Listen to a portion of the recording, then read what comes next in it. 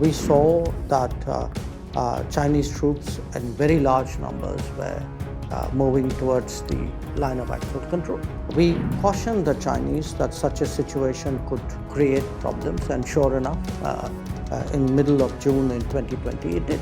We were understandably worried that the troops are now much too close. At various points of time, the Chinese have given us different explanations. None of them are really tenable.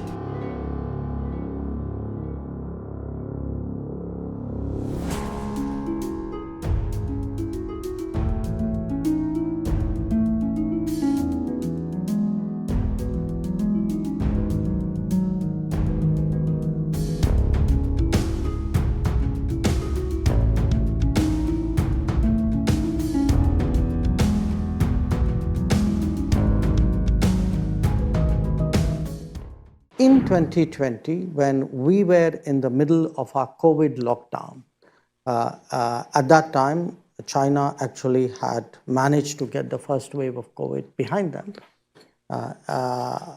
We saw that Chinese troops in very large numbers were moving towards the line of actual control. Normally, I'm guessing now here, that it would have been very difficult when you are in the middle of a COVID lockdown, because our COVID lockdown was complete. I mean, the country, it was like a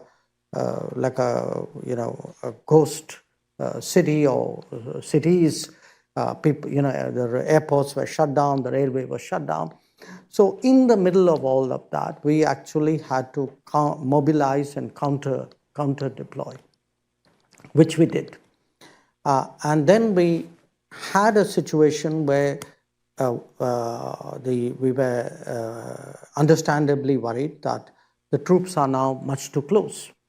We cautioned the Chinese that such a situation could create problems, and sure enough, in the middle of June in 2020, it did.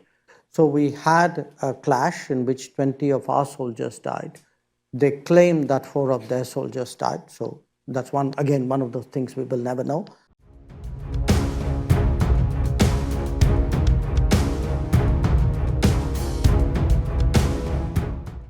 At various points of time, the Chinese have given us different explanations. None of them are really tenable. Since then, we have been trying to disengage, because both of us have a forward deployment ahead of our regular military bases. We have been partially successful out of maybe let's say 10 places.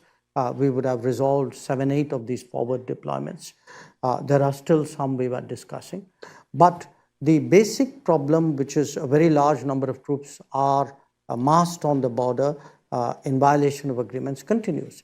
Now, what it has done is it has completely in a way, impacted the relationship, because it's very hard to try to be normal with a country which has broken agreements and which has done what it has done. So if you look at the last 3 years, it's a very abnormal state. The contacts have been disrupted. Visits are not taking place. We have, of course, this high level of military tension. It has also impacted the perception of China in India. This perception was not positive in the 1960s and 70s because of the war we had in 62. But we had started to put that behind us when this has happened.